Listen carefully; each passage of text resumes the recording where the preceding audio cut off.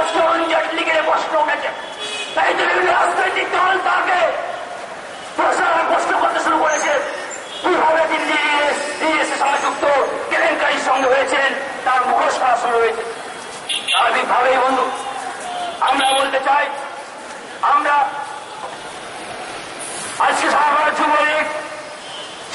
যুবলীগ এই রেল দপ্তরে পূর্ব দপ্তরে চাকরি প্রার্থী যারা আছেন,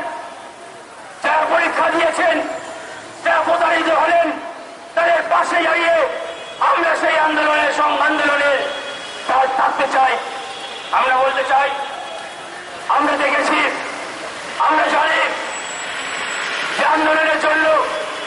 অতীতে আমরা দেখলাম সাউথ ইস্টার্ন রেলের কিছু প্রার্থীরা যারা প্রতারিত হয়েছিল, তারাও আন্দোলনের রাস্তায় এই খেয়ালি প্রেসদারিও আন্দোলন করে গিয়েছেন, রক্তের বিনিময়ে চিঠি লিখেছেন, রক্ত দিয়ে বিভিন্ন আধিকারিককে চিঠি লিখেছেন, জিএম থেকে শুরু করে রাজ্যপাল থেকে শুরু করে রেলমন্ত্রী সমস্ত দপ্তরে তারা চিঠি দিয়েছিলেন। আন্দোলন চলছে, রক্তের বিনিময়ে আন্দোলন চলছে। এই শিক্ষিত যুবকরা মেধার বিনিময়ে পাশ করার পর রাস্তায় দাঁড়িয়ে জুতো পালিশ করছে, কিন্তু একটা সংখ্যের মানুষ যারা আজকে দুর্নীতির সঙ্গে যুক্ত, তারা চোখে রুমাল বেঁধে তার পাশ দিয়ে চলে যাচ্ছেন, আর তাদের চোখে পড়ছে না এই মেধার শক্তি পরিচ্ছিন্ন হয়ে যারা আজকে রাস্তায় দাঁড়িয়ে জুতো পালিশ থেকে শুরু করে রক্ত দিয়ে চিঠি লিখে প্রতিবাদ জানাচ্ছেন। তাই বন্ধু, আমরা যখন জুতো পালিশ করতে জানি, আমরা রক্ত দিয়ে চিঠি লিখে প্রতিবাদ করতে জানি, আর আমরা প্রয়োজন হলে শেষ অস্ত্র হাতে তুলতে জানি। সেই অস্ত্র হতে পারে এরকম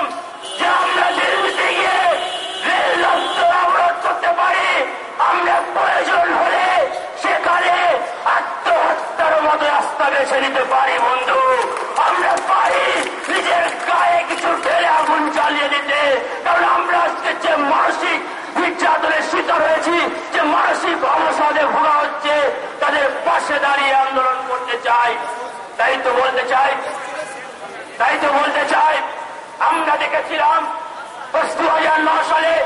পশ্চিমবঙ্গে লোকসভা নির্বাচনে আমরা দেখতে পেয়েছিলাম ভারতবর্ষের রেলমন্ত্রী দপ্তরটা আজকে পশ্চিমবঙ্গে যিনি মাননীয় মুখ্যমন্ত্রী মমতা